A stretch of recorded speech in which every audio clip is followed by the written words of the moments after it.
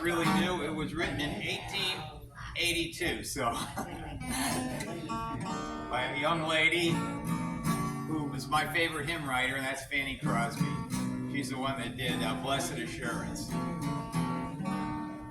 It's called Redeemed. How many have ever heard this hymn before? I got 1, 2, 3 people.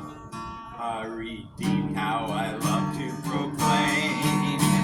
Redeemed by the blood of the Lamb. Redeemed through His infinite mercy. His child and forever I am. Redeemed by the blood of the Lamb. Redeemed, His child and forever I am. And so happy in Jesus, no language my rapture can tell. I know that the light of His presence with me doth continually dwell. Redeemed, redeemed by the blood of the Lamb. Redeemed, His child and forever I am.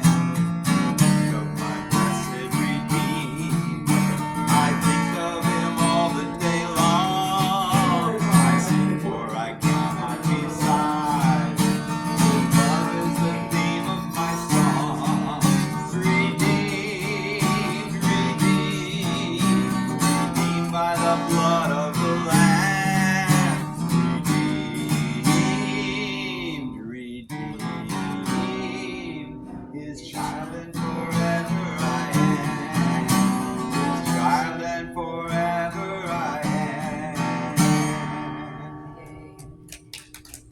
So whenever I put these little hymns together and I get the words down on my own song sheets here, I always look up a little bit about the hymn writer. I didn't know that it was Fanny Crosby that had written this song. I'm familiar with her. She was blind from a very young age. I don't know if it was an accident or what it was, but from about 5 years old, she completely lost her sight. And I don't know too much about her earlier life, but at about 40 years old, she began to write hymns.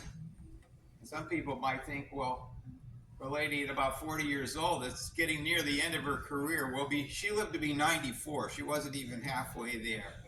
And she wrote over 1,000 hymns in those 54 years and became one of the most prolific hymn writers of all time. Fanny Crosby. Just the words or the music too? She wrote mostly just the words.